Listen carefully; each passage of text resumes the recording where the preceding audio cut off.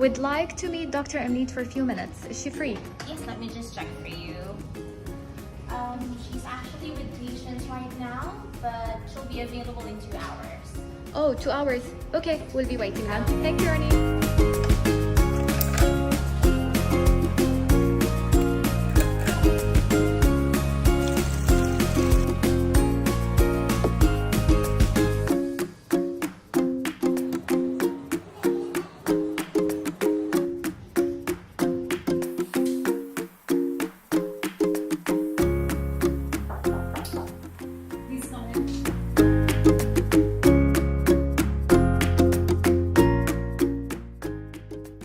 We've collected some questions sent by parents. Can you help us answer them?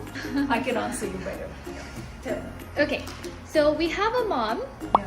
who's concerned about her kid who can't stop eating too much candies. How can she regulate their sugar intake? I would say, first of all, normally what we advise is that if we cannot just say that you can't have candies, because that's not going to work. So normally what I say is that, okay, you can reserve for a Friday afternoon, have your candies on Friday afternoon followed by proper brushing, but it can't be like the whole week through, because we have to understand that each time there is an intense sugar exposure, it leads to bacteria also coming in that site, and all that you need to form a cavity is the sugar, the bacteria and the tooth. So when all these factors are constantly present, it's not going to help children with not having the cavities.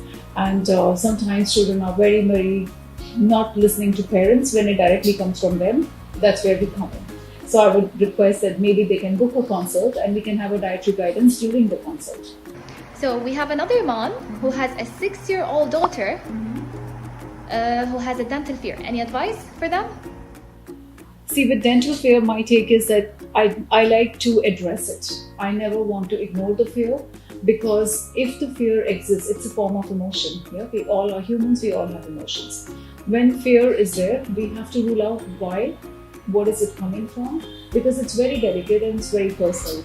Most of the times what I understand from the kids is it's either their past experience, or stories told by peers, stories told by parents, or just some vague information from internet. So all these factors compiled together can create the fear in child. So when they walk in, or even when I have to address it, I always ask, what's the reason behind it? And then you try to separate the current situation from the reason that existed before.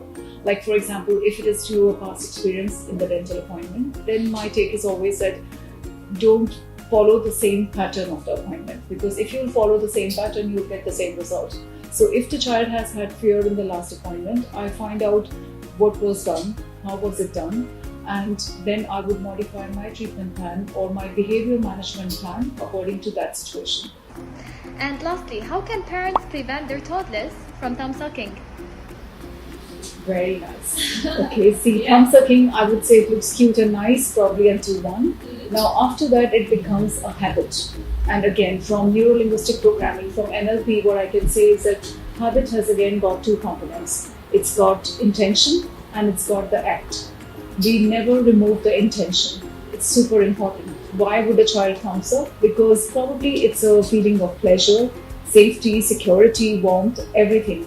So I want to keep all that in one package. The act is what is not acceptable. So I want to remove the act. So whenever we address thumb sucking, I always break the act, which means that I would give a star chart, introduce a new act, but I will take care of the intention. For example, if the child is sucking their thumb and I would replace it with a cuddle toy, I would tell the parents, today you bring them to me, I'll give them the star chart, I'm going to address the habit, I'm going to show them the videos, but tonight you're going to get them a new toy which is going to give them the same comfort.